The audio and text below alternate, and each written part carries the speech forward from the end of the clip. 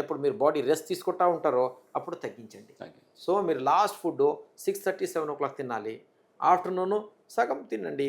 Morning full stomach తినండి. మీరు తిన్నది కూడా టోటల్ క్యాల్కులేట్ చేస్తే sedentary person should take about 1400 calories. ఎవరికి టేబుల్ పని ఉంటుందో 1400 క్యాలరీస్ చాలా ఎక్కువైపోయింది. 1 అవర్ డైలీ ఎక్సర్సైజ్ చేస్తూ ఉంటే.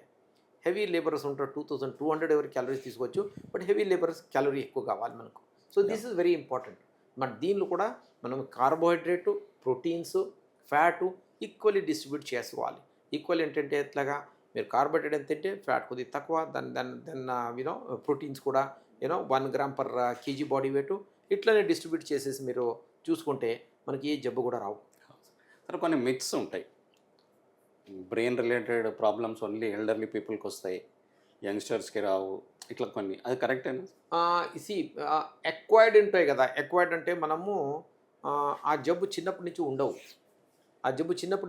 ఎక్వైర్ చేసేది like blood pressure related brain disease and sugar related brain disease ఇవన్నీ ఎక్వైర్డ్ ఉంటాయి. ఎక్వైర్డ్ అంటే మనం బ్యాలెన్స్ చేయకపోయి, ఎక్సర్సైజ్ చేయకపోయి ఇన్వైట్ చేసే ప్రాబ్లమ్స్ ఇవి.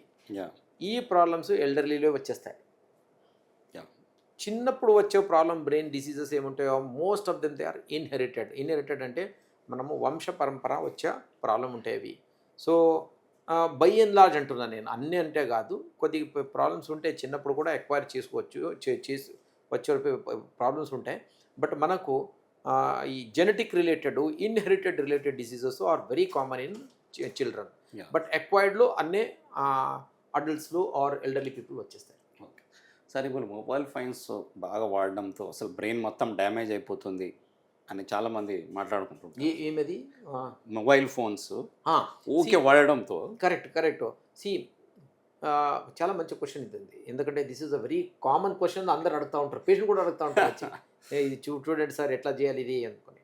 బట్ చూడండి, everything should be properly planned in life. మీరు ఒకటే ఫోన్ ఒకటే కాదు, ఏం చేయదు ఉంటుందో మీరు లైఫ్లో ఎక్సెస్ చేస్తే దాని నుంచి వచ్చే ప్రాబ్లము ఉంటాయి.